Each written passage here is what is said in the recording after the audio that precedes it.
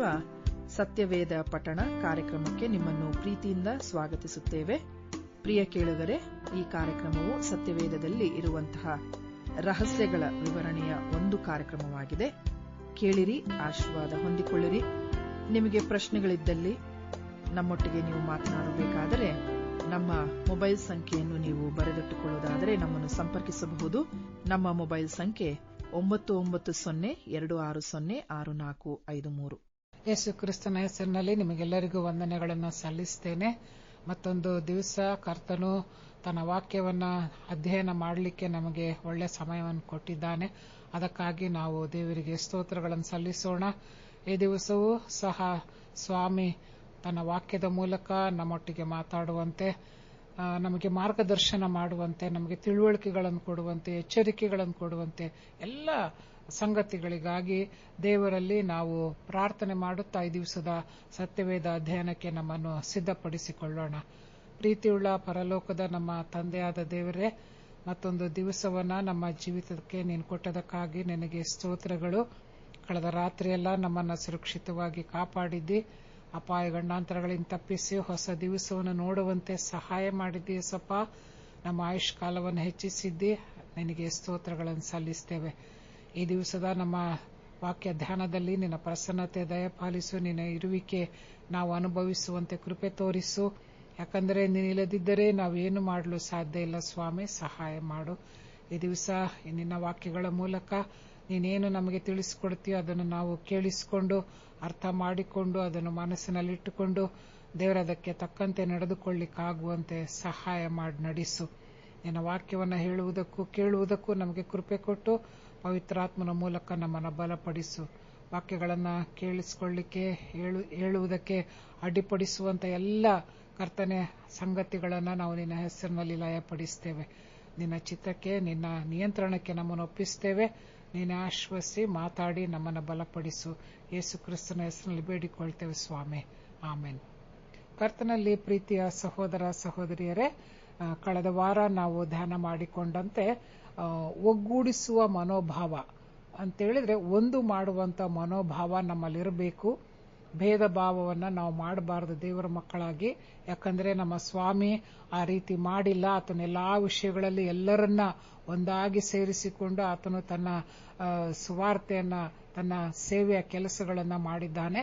ಹಾಗೆ ಆತನ ಮಕ್ಕಳಾಗಿ ನಾವು ಅದನ್ನೇ ಮಾಡಬೇಕು ಎನ್ನುವಂತ ವಾಕ್ಯಗಳ ಆಧಾರದಲ್ಲಿ ನಾವು ಕಳೆದ ವಾರ ಧ್ಯಾನ ಮಾಡಿಕೊಂಡು ಅದರ ಮುಂದುವರೆದ ಭಾಗವಾಗಿ ಒಗ್ಗೂಡಿಸುವ ಮನೋಭಾವ ಎನ್ನುವಂತ ವಿಷಯವನ್ನೇ ಕುರಿತು ಈ ದಿವಸವೂ ಕೆಲವಾರು ವಾಕ್ಯಗಳ ಮೂಲಕ ನಮ್ಮ ಸತ್ಯವೇದ ಅಧ್ಯಯನವನ್ನು ನಾವು ಈ ದಿವಸ ಮಾಡಿಕೊಳ್ಳೋಣ. ಈ ದಿವಸ ಸತ್ಯವೇದದಲ್ಲಿ ಇನ್ನೊಬ್ಬ ವ್ಯಕ್ತಿಯ ವಿಷಯದಲ್ಲಿ ನಾವು ತಿಳಿದುಕೊಳ್ಳೋಣ. ಕಳೆದ ವಾರ ಒಬ್ಬ ವ್ಯಕ್ತಿಯ ವಿಷಯದಲ್ಲಿ ಹಳೆ ಒಡಂಬಡಿಕೆಯಿಂದ ತಿಳಿದುಕೊಂಡು ಈ ವಾರ ಹೊಸ ಒಡಂಬಡಿಕೆಯಿಂದ ಒಬ್ಬ ವ್ಯಕ್ತಿಯ ವಿಷಯವನ್ನ ನಾವು ನಮ್ಮ ಅಧ್ಯಯನದ ಒಂದು ಕೇಂದ್ರವಾಗಿಟ್ಟುಕೊಂಡು ಧ್ಯಾನ ಮಾಡಿಕೊಳ್ಳೋಣ. ಅದಕ್ಕಾಗಿ ನಾನು ಆರಿಸಿಕೊಂಡಿರುವಂತಹ ವಾಕ್ಯ ಭಾಗ ಮತ್ತಾಯನು ಬರೆದ ಸುವಾರ್ತೆ 15ನೇ ಅಧ್ಯಾಯ, ಅದರಲ್ಲಿ 21ರಿಂದ 28 ವಚನಗಳಲ್ಲಿ ಬರೆದಿರುವಂತಹ ವಿಷಯವನ್ನು ನಾವು ಈ ದಿವಸ ನೋಡಿಕೊಳ್ಳೋಣ. ಅದಕ್ಕೆ ಆಧಾರವಾಗಿ ಇನ್ನೂ ಅನೇಕ ವಾಕ್ಯಗಳನ್ನು ಸಹ ನಾವು ಕೇಳಿಸಿಕೊಳ್ಳೋಣ. ಅಲ್ಲಿ ತಲೆಬರಹ ಹೀಗೆ ಹೇಳುತ್ತೆ, ಯೇಸು ಕಾನಾನ್ಯಳಾದ ಸ್ತ್ರೀಯ ಮಗಳನ್ನು ಸ್ವಸ್ಥ ಮಾಡಿದ್ದು ಎಂಬುದಾಗಿ. ಕಾನಾನ್ಯ ಊರು ಅಂತ ಹೇಳಿದ್ರೆ ತೂರ್ ಮತ್ತು ಸೀದೋನ್ ಎಂಬ ಪಟ್ಟಣಕ್ಕೆ ಸ್ವಾಮಿ ಬಂದಿದ್ದಾನೆ. ಈ ತೂರ್ ಮತ್ತೆ ಸೀದೋನ್ ಪಟ್ಟಣ ಇವು ಅನ್ಯ ದೇಶದವರು ಇರುವಂತ ಒಂದು ಸ್ಥಳ ಅಂತ ಹೇಳಿದ್ರೆ ಯಹೂದ್ಯರಿರುವಂತ ಸ್ಥಳವಲ್ಲ, ಅನ್ಯರಿರುವಂತ, ಅನ್ಯ ಜನಾಂಗಕ್ಕೆ ಸೇರಿದವರು ಇರುವಂತ ಒಂದು ಪಟ್ಟಣ ತೂರ್ ಮತ್ತು ಸೀದೋನ್, ಇವೆರಡು ಪಟ್ಟಣಗಳು. ಇಲ್ಲಿಗೆ ಸ್ವಾಮಿ ಬಂದಿದ್ದಾನೆ. ನಾನು ಕಳೆದ ವಾರ ಹೇಳಿದ ಹಾಗೆ ಸ್ವಾಮಿ ತನ್ನ ಸೇವಾ ಕಾರ್ಯದಲ್ಲಿ ಯಾವ ಭೇದ ಭಾವ ಮಾಡದೆ ತನ್ನ ಸೇವೆಯನ್ನ ಮಾಡಿದ್ದಾನೆ. ಆತನು ಎಲ್ಲಿ ಬರ್ತಾ ಇದ್ನೋ, ಯಾವ ಸ್ಥಳದಲ್ಲಿ ಇರ್ತಾ ಇದ್ನೋ ಅಥವಾ ಯಾವ ಊರಿಗೆ ಹೋಗ್ತಾ ಇದ್ನೋ ಅಲ್ಲಿ ಆತನ ಮಾತುಗಳನ್ನು ಕೇಳಿಸಿಕೊಳ್ಳಿಕ್ಕೆ, ಆತನಿಂದ ಅದ್ಭುತಗಳನ್ನು ಹೊಂದಿಕೊಳ್ಳಿಕ್ಕೆ ನೂರಾರು ಸಾವಿರಾರು ಜನರು ಸೇರಿ ಬರ್ತಿದ್ರು. ಅವರೆಲ್ಲರೂ ಯಹೂದ್ಯರಾಗಿರ್ಲಿಲ್ಲ.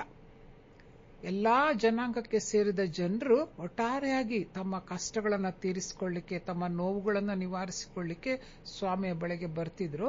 ಹಾಗೆ ಬಂದವರನ್ನ ಸ್ವಾಮಿ ನೀವು ಯಾರು, ಏನು, ಯಾವ ಜನಾಂಗಕ್ಕೆ ಸೇರಿದವರು ಅಂತ ಯಾವ ಪ್ರಶ್ನೆಗಳನ್ನು ಮಾಡದೆ ಆತನು ಎಲ್ಲರನ್ನ ಪ್ರೀತಿ ಮಾಡಿ ತನಗಿದ್ದಂತ ಆ ಒಂದು ಆತ್ಮನ ಶಕ್ತಿಯ ಮೂಲಕ ಅವರನ್ನು ಆಶೀರ್ವಾದ ಮಾಡಿ ಕಳಿಸಿಕೊಡ್ತಾ ಇದ್ದ ಅಂತ ಹೇಳಿದ್ರೆ ಭೇದ ಭಾವ ಮಾಡ್ತಾ ಇರಲಿಲ್ಲ. ಯಾವುದೇ ರೀತಿಯ ಒಂದು ಅನ್ಯರು ಎನ್ನುವಂತ ಮನೋಭಾವದಿಂದ ಆತನು ಯಾರನ್ನು ಆತ ನೋಡ್ತಾ ಇರಲಿಲ್ಲ. ಎಲ್ಲರೂ ಒಂದೇ, ದೇವರ ಬಳಿಗೆ ಬರುವಂತವರೆಲ್ಲರೂ ಸಮಾನರೇ ಎನ್ನುವಂತ ರೀತಿಯಲ್ಲಿ ಸ್ವಾಮಿ ಆ ದಿವಸದಲ್ಲಿ ತನ್ನ ಸೇವಾ ಕಾರ್ಯಗಳನ್ನು ಮಾಡಿ ನಮಗೆ ಮಾದರಿಯನ್ನ ತೋರಿಸಿ ಹೋಗಿದ್ದಾನೆ. ಹಾಗೆ ಇಲ್ಲಿ ಆತ ತನ್ನ ಪ್ರಯಾಣದಲ್ಲಿ ಈ ದಿವಸ ಆತ ಏನ್ ಮಾಡ್ತಾ ಇದ್ದಾನೆ ಅಂದು ತೂರ್ ಮತ್ತು ಸೀದೋನ್ ಪಟ್ಟಣಕ್ಕೆ ಬರ್ತಾ ಇದ್ದಾನೆ. ಹೀಗೆ ಆತ ಬಂದಾಗ ಆತನ ಹಿಂದೆ ಅನೇಕ ಜನರು ಹೊರಟು ಬರ್ತಾ ಇದ್ದಾರೆ. ಆತನು ಎಲ್ಲಿ ಹೋಗ್ತಾನೆ, ಆತನು ಒಂದು ಸ್ಥಳದ ಜನರಿಗೆ ಗೊತ್ತು, ಆತ ಊರಿನ ಹೊರಗೆ ಒಂದು ವಿಶಾಲವಾದ ಸ್ಥಳದಲ್ಲಿ ಕೂತು ಆತ ಸುವಾರ್ತೆಯನ್ನ ಸಾರ್ತಾ ಇದ್ದ, ಅದ್ಭುತ ಕಾರ್ಯಗಳನ್ನ ಮಾಡ್ತಾ ಇದ್ದ. ಹಾಗಾಗಿ ಜನರು ಆತನ ಎಲ್ಲಿಗೆ ಹೋಗ್ತಾನೋ ಅಲ್ಲಿ ತನಕ ಆತನ ಹಿಂದೆ ಬರುವಂತದ್ದು ನಾವು ನೋಡ್ತಾ ಇದ್ದೇವೆ. ಹೀಗೆ ಬಂದಂತ ಜನರಲ್ಲಿ ಒಬ್ಬ ಸ್ತ್ರೀ ಸಹ ಇದ್ದಾಳೆ. ಅವಳು ಕಾನಾನ್ಯರವಳು, ಕಾನಾನ್ ದೇಶಕ್ಕೆ ಅಥವಾ ಕಾನಾನ್ಯರ ಆ ಒಂದು ತೂರ್ ಮತ್ತು ಸೀದೋನ್ ಪಟ್ಟಣಕ್ಕೆ ಸೇರಿದಂತ ಒಬ್ಬ ಸ್ತ್ರೀ ಅವಳು ಬರ್ತಾ ಇದ್ದಾಳೆ. ಅವಳು ಬರ್ತಾ ಇರ್ಬೇಕಾದ್ರೆ ದಾರಿಯಲ್ಲೇ ಕೂಗ್ತಾ ಇದ್ದಾಳೆ, ಸ್ವಾಮಿ ದಾವೀದನ ಕುಮಾರನೇ.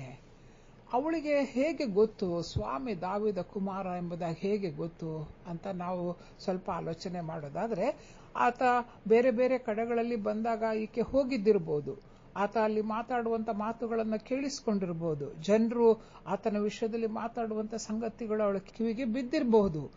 ಹಾಗಾಗಿ ಅವಳು ಕೂಕ್ಕೊಂತ ಇದ್ದಾಳೆ, ಸ್ವಾಮಿ ದಾವೀದನ ಕುಮಾರನೇ. ಅಲ್ಲಿ ಯೇಸುವೆ ಅಂತ ಕರೀತಾ ಇಲ್ಲ, ಅವಳು ಸೂಚ್ಯವಾಗಿ ದಾವೀದನ ಕುಮಾರನೇ ಅಂತೇಳಿ ಕೂಗ್ತಾ ಇದ್ದಾಳೆ.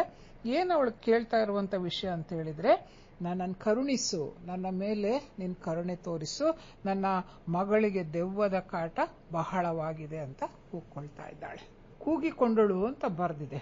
ಯಾಕಂತ ಹೇಳಿದ್ರೆ ತುಂಬಾ ಜನರಿದ್ದಾರೆ, ಜನರಿದ್ದಲ್ಲಿ ಅಲ್ಲಿ ಗದ್ದಲಗಳು ಸಹಜವಾಗಿ ಇದ್ದೇ ಇರುತ್ತೆ. ಅದರಿಂದ ನಾನು ಹೇಳುವಂತ ಮಾತು ಸ್ವಾಮಿಗೆ ಕೇಳಿಸ್ಬೇಕಲ್ಲ, ದಾವೀದ ಕುಮಾರನಿಗೆ ಕೇಳಿಸ್ಬೇಕಲ್ಲ ಅಂತ ಅವಳು ಏನ್ ಮಾಡ್ತಾಳೆ, ಜೋರಾಗಿ ಕೂಗ್ತಾ ಇದ್ದಾಳೆ, ಸ್ವಾಮಿ ದಾವೀದನ ಕುಮಾರನೇ ಎಂಬುದಾಗಿ. ಹೀಗೆ ಕೂಗ್ತಾ ಆಕೆ ಬರ್ತಾ ಇರ್ಬೇಕಾದ್ರೆ ಶಿಷ್ಯರು ಏನ್ ಮಾಡ್ತಾ ಇದ್ದಾರೆ, ಸ್ವಾಮಿಗೆ ಹೇಳ್ತಿದ್ದಾರೆ, ನಮ್ ಹಿಂದೆ ಕೂಗ್ಕೊಂಡು ಬರ್ತಾನೆ ಇದ್ದಾಳೆ ಅವಳು, ಉದ್ದಕ್ಕೂನು ಕೂಗ್ತಾನೆ ಇದ್ದಾಳೆ, ಅವಳನ್ನ ಕಳಿಸ್ಬಿಡು ಅಂತ ಹೇಳ್ತಾ ಇದ್ದಾರೆ. ಯೇಸು ಸ್ವಾಮಿ ಹತ್ರ ಶಿಷ್ಯರು ಹೇಳ್ತಾ ಇದ್ದಾರೆ. ಕಳಿಸ್ಬಿಡು ಅಂತ ಹೇಳಿದ್ರೆ ಅಲ್ಲಿ ಎರಡು ರೀತಿಯ ಅರ್ಥ ನಾವು ತಿಳ್ಕೊಳ್ಬಹುದು. ಒಂದು, ಅವಳನ್ನ ವಾಪಸ್ ಹೋಗು ಅಂತ ಹೇಳು, ಇಲ್ದಿದ್ರೆ ಅವಳು ಏನ್ ಕೇಳ್ತಾ ಇದ್ದಾಳೋ ಅದನ್ನ ಅವಳಿಗೆ ದಯಪಾಲಿಸು. ಅದಕ್ಕೆ ಸ್ವಾಮಿ ಏನ್ ಹೇಳ್ತಾ ಇದ್ದಾನೆ, 24ನೇ ವಚನದಲ್ಲಿ, ತಪ್ಪಿಸಿಕೊಂಡ ಕುರಿಗಳಂತಿರುವ ಇಸ್ರಾಯೇಲಿನ ಮನೆತನದವರ ಬಳಿಗೇ ಹೊರತು ಮತ್ತಾರ ಬಳಿಗೂ ನಾನು ಕಳುಹಿಸಲ್ಪಟ್ಟವನಲ್ಲ. ಸ್ವಾಮಿ ಯಾಕೆ ಹೀಗೆ ಹೇಳ್ತಾ ಇದ್ದಾನೆ? ತಪ್ಪಿಸಿಕೊಂಡ ಇಸ್ರಾಯೇಲರು, ಇಲ್ಲಿ ಇಸ್ರಾಯೇಲ್ ಜನಾಂಗದವರು, ಯಹೂದಿ ಜನಾಂಗದವರು ಅಂದ ಕೂಡಲೇ ಅವರೆಲ್ಲರೂ ದೇವರ ಮಕ್ಕಳು, ದೇವರ ಭಯಭಕ್ತಿಯಲ್ಲಿ ಜೀವನ ಮಾಡ್ತಾ ಇದ್ದಂಥವ್ರು ಎಂಬುದಾಗಿ ಅರ್ಥ ಇಲ್ಲ. ಅದರಲ್ಲೂ ಸಹ ತಪ್ಪಿಸಿಕೊಂಡವರಿದ್ದಾರೆ, ಅದರಲ್ಲೂ ಸಹ ನಂಬಿಕೆಯಿಂದ ಬಿದ್ದು ಹೋದಂಥವರಿದ್ದಾರೆ. ಅದಕ್ಕೆ ಸ್ವಾಮಿ ಹೇಳ್ತಿದ್ದಾನೆ, ನಾನು ತಪ್ಪಿಸಿಕೊಂಡ ಕುರಿಗಳಂತಿರುವ ಇಸ್ರಾಯೇಲ್ ಮನೆತನದವರ ಬಳಿಗೆ ಹೊರತು ಮತ್ತಾರ ಬಳಿಗೆ ನಾನು ಕಳುಹಿಸಲ್ಪಟ್ಟಿಲ್ಲ ಅಂತ ಹೇಳಿದಾಗ ಆಕೆ ತಿರುಗಿ ಕೂಗ್ತಿದ್ದಾಳೆ, ಸ್ವಾಮಿ ನನಗೆ ಅನುಗ್ರಹ ಮಾಡು, ದೇವರೇ ನನಗೆ ದಯ ತೋರಿಸು, ನನ್ನ ಮೇಲೆ ಕನಿಕರ ತೋರಿಸು, ನನ್ನನ್ನು ಕರುಣಿಸು, ನನ್ನ ಮಗಳಿಗಿರುವಂತ ಆ ದೆವ್ವದ ಕಾಟದಿಂದ ಬಿಡುಗಡೆ ಕೊಡು ಎನ್ನುವಂತ ಬೇಡಿಕೆಯನ್ನು ಆ ಸ್ತ್ರೀ ಪದೇ ಪದೇ ಪದೇ ಪದೇ ಸ್ವಾಮಿಗೆ ಹೇಳ್ತಾನೆ ಬರ್ತಾ ಇದ್ದಾಳೆ. ಅದಕ್ಕೆ ಸ್ವಾಮಿ ಹೇಳ್ತಾನೆ, ಮಕ್ಕಳು ತಿನ್ನುವ ರೊಟ್ಟಿಯನ್ನು ತಕ್ಕೊಂಡು ನಾಯಮರಿಗಳಿಗೆ ಹಾಕುವುದು ಸರಿಯಲ್ಲ. ಸ್ವಾಮಿ ಈ ತರ ಎಲ್ಲ ಯಾಕೆ ಮಾತಾಡ್ದ? ಅವಳಷ್ಟೊಂದು ಕೇಳ್ಕೊಂಡು ಬರ್ತಿದ್ದಾಳೆ. ಆತ ಭೇದ ಭಾವ ಮಾಡುವಂತ ದೇವರಲ್ಲ, ಆತ ತಾರತಮ್ಯ ತೋರಿಸುವಂತವನಲ್ಲ, ಆತ ಪಕ್ಷಪಾತಿ ಅಲ್ಲ. ಆದ್ರೂ ಯಾಕೆ ಯೇಸು ಸ್ವಾಮಿ ಇಷ್ಟೊಂದು ಅವಳಿಗೆ ಪರೀಕ್ಷೆ ಮಾಡ್ತಿದ್ದಾನ ಹೇಗೆ ಅಂತ ಹೇಳಿದ್ರೆ, ಖಂಡಿತವಾಗಿ ಅವಳ ನಂಬಿಕೆಯನ್ನ ಸ್ವಾಮಿ ಪರೀಕ್ಷೆ ಮಾಡ್ತಾ ಇದ್ದಾನೆ. ಅನ್ಯರು ಏನೂ ಗೊತ್ತಿಲ್ಲದಂತಹವರು ಸ್ವಾಮಿಯ ಬಳಿಗೆ ಬರುವಾಗ ಸ್ವಾಮಿ ಮೊದಲು ಅವರನ್ನ ಸಿದ್ಧಪಡಿಸ್ತಾನೆ ಅಂತೇಳಿದ್ರೆ, ಆ ದೇವರ ಕಾರ್ಯ, ಅದ್ಭುತ ಕಾರ್ಯ ಆದ ತಕ್ಷಣ ಜನರಲ್ಲಿರುವಂತ ಒಂದು ನಮ್ಮನ್ನು ಒಳಗೊಂಡು, ಅಂದರೆ ದೇವರ ಮಕ್ಕಳನ್ನು ಒಳಗೊಂಡು ಒಂದು ಬಲಹೀನತೆ ಏನಂತ ಹೇಳಿದ್ರೆ, ಅದ್ಭುತ ಆಗುವ ತನಕ ನಾವು ದೇವರನ್ನ ಬಹಳವಾಗಿ ಬೇಡಿಕೊಳ್ತೇವೆ, ಪರಿಪರಿಯಾಗಿ ಕೇಳ್ಕೊಳ್ತೇವೆ. ಅದ್ಭುತ ಆಗಿ ನಮ್ಮ ಸಮಸ್ಯೆಗಳು ಪರಿಹಾರ ಆಗಿ ಹೋದ್ರೆ ತಿರುಗಿ ನಾವು ಆ ಮೊದಲಿನ ಆ ಒಂದು ಆಸಕ್ತಿ ದೇವರ ವಿಷಯದಲ್ಲಿ ನಮ್ಮಲ್ಲಿ ಇರೋದಿಲ್ಲ, ಕಂಡು ಬರೋದಿಲ್ಲ. ಕ್ರಮೇಣವಾಗಿ ಅದೇನಾಗತ್ತೆ, ಕಡಿಮೆ ಆಗ್ತಾ ಬರುತ್ತೆ. ಹೇಗಿದ್ರೂ ದೇವ್ರು ನಮ್ಮ ಪ್ರಾರ್ಥನೆ ಕೇಳ್ತಾನೆ, ಹೇಗಿದ್ರೂ ದೇವ್ರು ನಮಗೆ ಸಹಾಯ ಮಾಡ್ತಾನೆ, ಹೇಗಿದ್ರೂ ಸ್ವಾಮಿ ನಮಗೆ ಅದ್ಭುತ ಮಾಡ್ತಾನೆ, ನಮ್ಮ ಕಷ್ಟ ತೀರಿಸ್ತಾನೆ. ಈ ಒಂದು ರೀತಿಯ ಮನೋಭಾವ ಮನುಷ್ಯನಲ್ಲಿರುವುದರಿಂದ ಇಲ್ಲಿ ಈ ಅನ್ಯ ಸ್ತ್ರೀ ಇವಳನ್ನ ಸ್ವಾಮಿ ಸಿದ್ಧಪಡಿಸ್ತಾ ಇದ್ದಾನೆ ಅಂತ ಹೇಳಿದ್ರೆ ತಪ್ಪಾಗಲಾರದು. ಅವನು ಹೇಳ್ತಾನೆ, ನಾಯಿ ಮರಿಗಳಿಗೆ ಹಾಕಲ್ಲ ಮಕ್ಕಳು ತಿನ್ನುವ ರೊಟ್ಟಿ. ಅಂದ್ರೆ ನಾನು ಇಸ್ರಾಯೇಲ್ ಮನೆತನದವರ ಬಳಿಗೆ ಬಂದಿರೋದು ಅವರಿಗೆ ಮಾತ್ರ ನಾನು ಅದ್ಭುತಗಳನ್ನ ಮಾಡುವುದು, ಅನ್ಯ ದೇಶದವರಿಗಲ್ಲ ಅಂತ ಆತ ಪರೋಕ್ಷವಾಗಿ ತಿಳಿಸ್ತಾ ಇದ್ರು ಸಹ ಅವಳೇನ್ ಮಾಡ್ತಾ ಇದ್ದಾಳೆ. ಹಾಗಾಗಿ ಸ್ವಾಮಿ ಹೇಳ್ತಾನೆ, ಮಕ್ಕಳು ತಿನ್ನುವ ರೊಟ್ಟಿಯನ್ನ ತಕೊಂಡು ನಾಯಿ ಮರಿಗಳಿಗೆ ಹಾಕೋದಿಲ್ಲ ಅಂತ ಹೇಳಿದಾಗ ಅವಳು ಹೇಳ್ತಾ ಇದ್ದಾಳಲ್ಲೊಂದು ಸುಂದರವಾದಂತ ಮಾತು ಅವಳಿಂದ ಬರ್ತಾ ಇದೆ. ಅದಕ್ಕೆ ಅವಳೇನ್ ಮಾಡ್ತಾ ಇದ್ದಾಳೆ ಅಂತ ಹೇಳಿದ್ರೆ 27ನೇ ವಚನದಲ್ಲಿ, ಸ್ವಾಮಿ ಆ ಮಾತು ನಿಜಾನೇ ಅಂತ ಹೇಳಿದ್ರೆ, ಮಕ್ಕಳು ತಿನ್ನುವ ರೊಟ್ಟಿನ ನಾಯಿ ಮರಿಗಳಿಗೆ ಹಾಕುವುದಿಲ್ಲ, ಅದು ನಿಜಾನೇ. ಆದ್ರೆ ನಾಯಿ ಮರಿಗಳಂತೂ ತಮ್ಮ ಯಜಮಾನರ ಮೇಜಿನಿಂದ ಬೀಳುವ ರೊಟ್ಟಿ ತುಂಡುಗಳನ್ನು ತಿನ್ನುತ್ತವಲ್ಲ. ಆ ಮಕ್ಕಳು ತಿಂದು ಬಿಟ್ಟಂತ ರೊಟ್ಟಿಯ ತುಂಡುಗಳನ್ನ ಆದ್ರೂ ನಾಯಿಗಳು ತಿಂತವಲ್ಲ ಅಂತ ಹೇಳಿದ್ರೆ, ಸ್ವಾಮಿ ಆ ಎಂಜಲನ್ನಾದರೂ, ನಿನ್ನ ಜನಾಂಗದವರಿಗೆ ನೀನು ಕೊಡಬೇಕಾಗಿರುವಂತ ರೊಟ್ಟಿಯ ಎಂಜಲನ್ನಾದರೂ ನಮಗೆ ಕೊಡು ಅಂತ ಹೇಳಿದ್ರೆ, ಅವಳ ಅವಶ್ಯಕತೆ ಎಷ್ಟಿತ್ತು ಆ ಸಮಯದಲ್ಲಿ. ತನ್ನ ಮಗಳಿಗೆ ಬಿಡುಗಡೆ ಆಗಬೇಕೆನ್ನುವಂಥದ್ದೊಂದೇ ಅವಳ ಮನಸ್ಸಲ್ಲಿದ್ದಂಥ ಉದ್ದೇಶ. ಸ್ವಾಮಿಯಿಂದ ಈ ದಿವಸ ನನ್ನ ಮಗಳಿಗೆ ಬಿಡುಗಡೆ ಆಗ್ಲೇಬೇಕು, ಸಿಕ್ಲೇಬೇಕು, ಅದನ್ನ ನಾನು ಹೊಂದಿಕೊಂಡೇ ಹೋಗ್ಬೇಕೆನ್ನುವಂತ ದೃಢತೆಯೊಂದಿಗೆ ಅವಳು ಆತನ ಹಿಂದೆ ಓಡಿ ಬರ್ತಾ ಇದ್ದಾಳೆ. ಇಲ್ಲ ಇದ್ರೆ ಅವಳೊಂದು ವೇಳೆ ಬಲಹೀನ ಮನಸ್ಸಿನವಳಾಗಿದ್ದಿದ್ರೆ ಮೊದಲನೇ ಸಲ ಶಿಷ್ಯರು ಗದರಿಸಿದಾಗ್ಲೇ ಅವಳು ಹೊರಟೋಗಿರ್ತಾ ಇದ್ಲು. ಅಥವಾ ಯೇಸು ಸ್ವಾಮಿ ನಾನು ತಪ್ಪಿಸಿಕೊಂಡ ಇಸ್ರಾಯೇಲ್ ಮನೆತನದವರ ಬಳಿಗೆ ಹೊರತು ನಾನು ಇನ್ನಾರ ಬಳಿಗೂ ಕಳುಹಿಸಲ್ಪಟ್ಟವನಲ್ಲ ಅಂತ ಹೇಳಿದಾಗ್ಲೇ ಅವಳ ಮಾತು ಕೇಳಿಸ್ಕೊಂಡು, ಹೋಗ್ಲಿ ಬಿಡು, ನಮಗಿದು ಸಿಗೋದಿಲ್ಲ, ಈತ ನನ್ನ ಮಗಳಿಗೆ ವಾಸಿ ಮಾಡಲ್ಲ ಅಂತೇಳಿ ಅವಳು ಹೋಗ್ಬಿಡ್ಬೋದಾಗಿತ್ತು. ಅದು ಅಲ್ಲದೆ ಇನ್ನೂ ಒಂದು ಹೆಜ್ಜೆ ಮುಂದೆ ಹೋಗಿ ಸ್ವಾಮಿ ಹೇಳ್ತಾ ಇದ್ದಾನೆ ಅವಳಿಗೆ, ಮಕ್ಕಳು ತಿನ್ನುವ ರೊಟ್ಟಿಯನ್ನು ನಾಯಿ ಮರಿಗಳಿಗೆ ಹಾಕುವುದಿಲ್ಲ. ಅಷ್ಟು ಹೇಳಿದ್ರೂ ಸಹ ಅವಳು ಇನ್ನೂ ತನ್ನನ್ನು ತಾನು ತಗ್ಗಿಸಿಕೊಂಡು ಪೂರ್ತಿಯಾಗಿ ತನ್ನನ್ನ ಸಂಪೂರ್ಣವಾಗಿ ಆತನಿಗೆ ಸಾಷ್ಟಾಂಗವಾಗಿ ಅವಳು ಆ ಮಾತುಗಳನ್ನು ಹೇಳ್ತಾ ಇದ್ದಾಳೆ. ಹೌದು ಸ್ವಾಮಿ, ನಿಜ, ನಾಯಿ ಮರಿಗಳಂತೂ ಮೇಜಿನಿಂದ ಬೀಳುವ ರೊಟ್ಟಿಗಳನ್ನು ತಿಂತವಲ್ಲ, ಅದನ್ನಾದ್ರೂ ಕೊಡು ನಮಗೆ. ನೀನು ನೇರವಾಗಿ ನಿನ್ನ ಮಕ್ಕಳಿಗೆ ಕೊಡುವಂತ ಆಶೀರ್ವಾದ ಬೇಡ, ಅದರಲ್ಲಿ ಒಂದು ಪಾಲು, ಎಲ್ಲೋ ಕಡೆಯಲ್ಲಿ ಸಿಗುವಂತ ಒಂದೇ ಒಂದು ಚೂರು ಆಶೀರ್ವಾದವನ್ನ ನನ್ನ ಮಗಳ ಮೇಲೆ ನೀನು ತೋರಿಸು, ಸುರಿಸು ಅಂತೇಳಿ ಅವಳು ತನ್ನನ್ನು ತಾನು ಅಷ್ಟೊಂದು ಕೆಳಮಟ್ಟಕ್ಕೆ ಅವಳು ತಗ್ಗಿಸ್ಕೊಳ್ತಾ ಇದ್ದಾಳೆ. ಅಂತ ಹೇಳಿದ್ರೆ ನಾವು ಅರ್ಹರಲ್ಲ ಸ್ವಾಮಿಯ ಆ ಮಟ್ಟಕ್ಕೆ ಹೋಗುವಷ್ಟು. ಸ್ವಾಮಿ ಜನಾಂಗ ಅಥವಾ ಇಸ್ರಾಯೇಲ್ ಯಹೂದ ಜನಾಂಗದವರ ಮಟ್ಟಕ್ಕೆ ಹೋಗುವಷ್ಟು ನಾನು ಅರ್ಹಳಲ್ಲ. ಆದರೂ ಸ್ವಾಮಿ, ನಾನು ಸಂಪೂರ್ಣವಾಗಿ ನನ್ನನ್ನು ತಗ್ಗಿಸ್ಕೊಳ್ತೇನೆ, ನನ್ನ ಮಗಳಿಗೆ ನೀನು ವಾಸಿ ಮಾಡು. ಆಗ ಸ್ವಾಮಿ ಹೇಳ್ತಾರೆ 28ನೇ ವಚನದಲ್ಲಿ, ಅಮ್ಮ ನಿನ್ನ ನಂಬಿಕೆ ಬಹಳ. ಅಮ್ಮ, ಆ ಶಬ್ದ ಇದೆಯಲ್ಲ, ಆ ಶಬ್ದ ಬಹಳ ಶಕ್ತಿಯುತವಾದಂತ ಒಂದು ಶಬ್ದ. ಅಮ್ಮ ನಿನ್ನ ನಂಬಿಕೆ ಬಹಳ. ಆಕೆಯನ್ನ ತಾಯಿಯ ಸ್ಥಾನದಲ್ಲಿರಿಸ್ತಾ ಇದ್ದಾನೆ ಸ್ವಾಮಿ.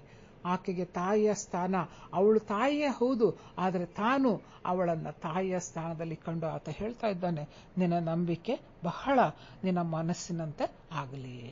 ಅದು ಹೇಳಿದ ತಕ್ಷಣ ಅಲ್ಲಿ ಅವಳ ಮಗಳು ಸ್ವಸ್ಥಳಾಗ್ತಾಳೆ.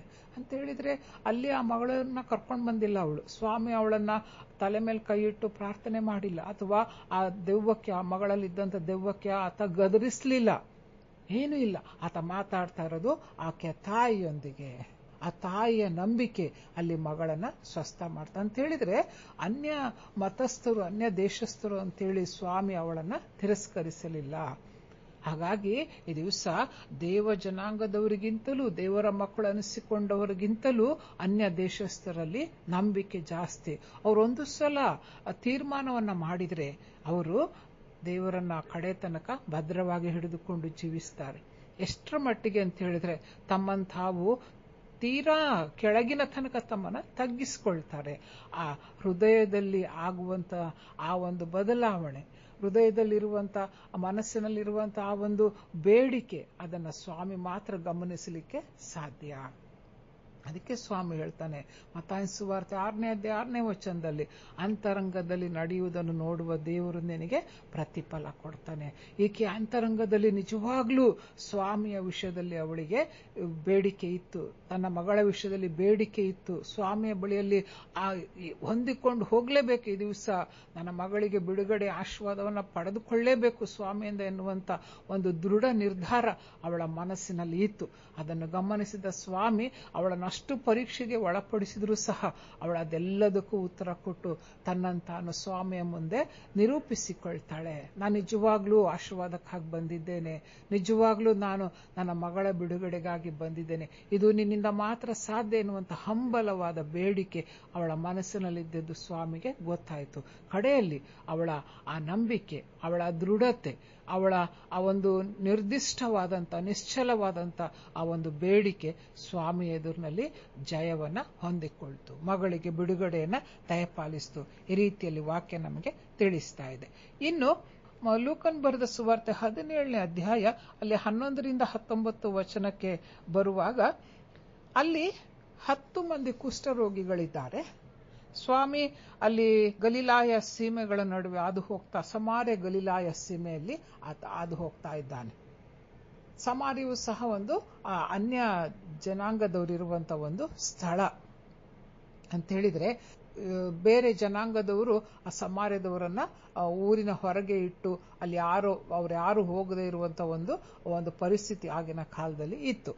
ಅಂದ್ರೆ ಅವರ ಒಂದು ರೀತಿ ಅಸ್ಪೃಶ್ಯರು ಅಂತ ಹೇಳುವ ಹಾಗೆ, ಈಗಿನ ನಮ್ಮ ಕಾಲದಲ್ಲಿ ನಾವು ಉಪಯೋಗಿಸುವಂತ ಶಬ್ದ ಅಸ್ಪೃಶ್ಯರು. ಅವರನ್ನ ಯಾರು ಮಾತಾಡಿಸೋ ಆಗಿಲ್ಲ, ಮುಟ್ಟಿಸ್ಕೊಳ್ಳೋ ಆಗಿಲ್ಲ, ಅವರ ನಡುವೆ ಹೊಕ್ಕು ಬಳಕೆ ಮಾಡುವ ಆಗಿಲ್ಲ. ಈ ರೀತಿ ಅಂತ ಒಂದು ಸಮಾರ್ಯ ಪಟ್ಟಣದಲ್ಲಿ ಆತ ಸ್ವಾಮಿ ಹಾದು ಹೋಗ್ತಾ ಇದ್ದಾನೆ. ಅಲ್ಲಿ ಒಂದು ಹಳ್ಳಿಗೆ ಬಂದಾಗ ಅಲ್ಲಿ 10 ಜನ ಕುಷ್ಠರೋಗಿಗಳು ಸ್ವಾಮಿ ಮುಂದೆ ಬರ್ತಾರೆ. ಸ್ವಾಮಿ ಅವರನ್ನ ಸ್ವಸ್ಥ ಮಾಡ್ತಾನೆ. ಸ್ವಸ್ಥ ಮಾಡಿದ ಮೇಲೆ ಸ್ವಲ್ಪ ಹೊತ್ತಾದ್ಮೇಲೆ ಒಬ್ಬ ವ್ಯಕ್ತಿ ಸ್ವಾಮಿ ಬಳಿಗೆ ಹಿಂತಿರುಗಿ ಬಂದು ಆತನನ್ನ ಕೊಂಡಾಡ್ತಾ ಇದ್ದಾನೆ, ಆತನನ್ನ ಸ್ತುತಿಸ್ತಾ ಇದ್ದಾನೆ, ದೇವರನ್ನ ಕೊಂಡಾಡ್ತಾ ಇದ್ದಾನೆ. ಆತನ ಯಾರು ಅಂತ ಹೇಳುವಾಗ 17ನೇ ವಚನದಲ್ಲಿ 10 ಮಂದಿ ಶುದ್ಧರಾದರಲ್ಲವೇ, ಮಿಕ್ಕ 9 ಮಂದಿ ಎಲ್ಲಿ? ಅಲ್ಲಿ 16ನೇ ವಚನಕ್ಕೆ ಬರುವಾಗ 15ರಿಂದ, ಅವರಲ್ಲಿ ಒಬ್ಬನು ತನಗೆ ಗುಣವಾದದ್ದನ್ನು ನೋಡಿ ಮಹಾಶಬ್ದದಿಂದ ದೇವರನ್ನು ಕೊಂಡಾಡುತ್ತಾ ಹಿಂದಿರುಗಿ ಬಂದು ಯೇಸುವಿನ ಪಾದಗಳಿಗೆ ಅಡ್ಡ ಬಿದ್ದು ಆತನಿಗೆ ಉಪಕಾರ ಸ್ತುತಿ ಮಾಡಿದನು. ಅವನು ಸಮಾರ್ಯದವನು. ನೋಡ್ರಿ, ಸಮಾರ್ಯದವನು, ಜನಾಂಗದಿಂದ ದೂರ ಇಡಲ್ಪಟ್ಟ ಒಂದು ಊರಿಗೆ ಸೇರಿದವನು, ಆ ಒಂದು ಜನಾಂಗಕ್ಕೆ ಸೇರಿದವನು, ಅಸ್ಪೃಶ್ಯನು ಎನ್ನುವಂತ ಆ ಪಟ್ಟಿ ಹೊತ್ತಿರುವಂತ ಒಂದು ಕುಲಕ್ಕೆ ಸೇರಿದಂಥವನು. ಅವನು ತನ್ನ ಕುಷ್ಠರೋಗ ವಾಸಿ ಆದ್ಮೇಲೆ ಅದನ್ನು ಕಂಡುಕೊಂಡು ದೇವರನ್ನ ಕೊಂಡಾಡ್ತಾ ಸ್ತುತಿ ಮಾಡ್ತಾ ಬಂದು ಸ್ವಾಮಿಯ ಪಾದಕ್ಕೆ ಬಿದ್ದು ನಮಸ್ಕರಿಸ್ತಾ ಇದ್ದಾನೆ. ಅದಕ್ಕೆ ಸ್ವಾಮಿ ಹೇಳ್ತಾ ಇದ್ದಾನೆ, 10 ಮಂದಿ ಶುದ್ಧರಾದರಲ್ಲವೇ, ಮಿಕ್ಕ 9 ಮಂದಿ ಎಲ್ಲಿ? ದೇವರನ್ನು ಸ್ತುತಿಸುವುದಕ್ಕೆ ಈ ಅನ್ಯ ದೇಶದವನೇ ಹೊರತು ಇನ್ನಾರು ಹಿಂತಿರುಗಿ ಬರಲಿಲ್ಲ ಎಂದು ಹೇಳಿ ಅವನಿಗೆ, ಎದ್ದು ಹೋಗು, ನಿನ್ನ ನಂಬಿಕೆ ನಿನ್ನನ್ನು ಸ್ವಸ್ಥ ಮಾಡಿಯದೆ ಅಂತ ಹೇಳ್ತಾ ಇದ್ದ. ಆದರೆ ಸ್ವಾಮಿ ತನ್ನ ಸೇವಾ ಕಾರ್ಯದಲ್ಲಿ ಭೇದ ಭಾವ ಮಾಡಲಿಲ್ಲ.